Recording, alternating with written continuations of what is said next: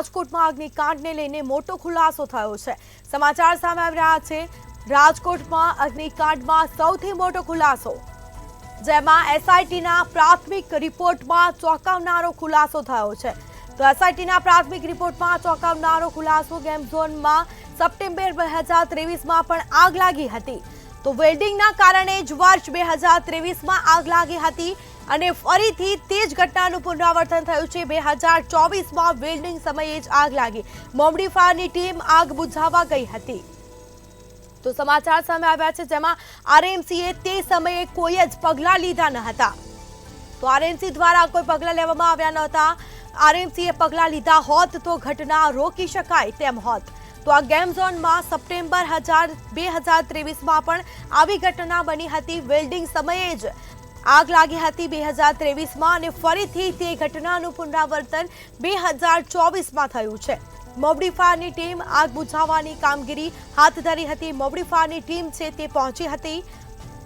તો રાજકોટમાં અગ્નિકાંડમાં સૌથી મોટો ખુલાસો થયો છે।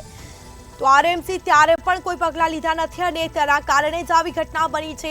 એ અધિકારીઓના પાપે 28 લોકોના મોત થયા છે, નિર્દોષ લોકોના જીવ ગયા છે। 2023માં પણ આવી જ ઘટના બની અને ફરીથી 2024માં તે ઘટનાનું પુનરાવર્તન થયું અને 2023માં પણ વેલ્ડિંગના કારણે આગ લાગી હતી અને 2024માં પણ વેલ્ડિંગનું કામ ચાલતું હતું અને તે સમયે તણખલા ઉડ્યા અને આગે વિકરાળ સ્વરૂપ ધારણ કર્યું। 28 લોકો હોમાયા અને પોતાનો જીવ ગુમાવ્યો છે।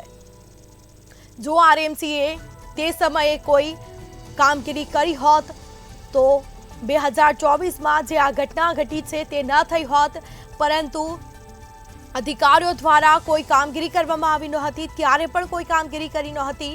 વેલ્ડિંગના કારણે જ 2023માં પણ આગ લાગી છે। તો એસઆઈટીના રિપોર્ટમાં જે પ્રાથમિક રિપોર્ટ આવ્યો છે એસઆઈટીનો, તેમાં ખુલાસો થયો છે।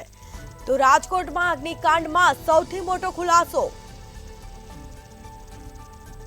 તો એસઆઈટીના પ્રાથમિક રિપોર્ટમાં ચોંકાવનારો આ ખુલાસો થયો છે, જેમાં 2023માં આવી ઘટના બની હતી। ગેમ ઝોનમાં સપ્ટેમ્બર મહિનામાં આ ઘટના બની અને ફરીથી તે જ ઘટનાનું પુનરાવર્તન 2024માં થયું।